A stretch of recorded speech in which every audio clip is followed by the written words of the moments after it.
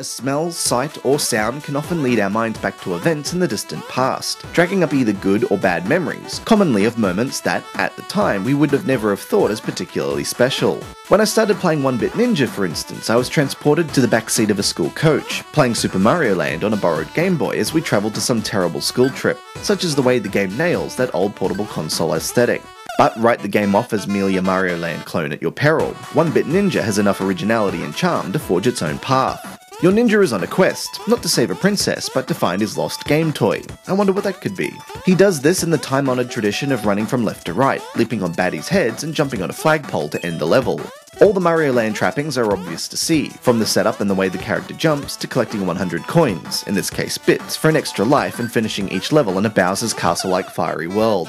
Unlike in Mario though, you can only move to the right by pressing the lower left of the screen. At first it feels like an odd approach to take with the controls, but thanks to some clever level design that incorporates this limitation into mini-platform puzzles of sorts, that thought soon evaporates. Within each of the 20 levels are hidden 5 bits, that unlock a few extra features, including a 3D mode should you find them all. It's here where 1-Bit Ninja's secret weapon starts to make its presence felt. Rather than just tapping to run and tapping to jump, you also have the option of swiping the top half of the screen left or right. This action moves the camera, revealing depth in the previously flat 2D world. By doing this, you can spot little false platforms or hidden tunnels disguised as blocks when viewed from the default angle that can then be explored, almost inevitably leading to a secret coin. You can choose to ignore this aspect of the game entirely and play the game as a straight retro platformer, but when you're dashing through the level and see one of those fabled coins lurking in a seemingly impossible location, it takes a strong-willed soul not to return later to work out how to reach it.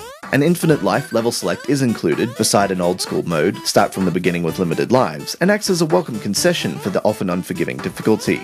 Most of the time, this difficulty is down to the remorseless and tight jumping, where a mistimed leap will invariably lead to a sticky end. It doesn't help though that the game never tells you how to spring higher off an enemy, hold down jump, which is a bit annoying when starting out. However, leaping aside, the most frustrating aspect of the game is that you're dumped right back at the start of the level each time you mess up, with all the hard-earned coins ejected from your pockets. The levels aren't that long, a perfect run should take under a minute, but they're tough enough to warrant a checkpoint at halfway. But even when you've been dumped back at the start for the 10th time, it's hard not to pull yourself up and try again, no doubt attempting that leap into the hidden platform this time around, now you know it's there. Each level may take quite a few attempts to beat completely, but the excellent sound, graphics, controls and childhood memories of a more innocent time will spur you on for just one more go.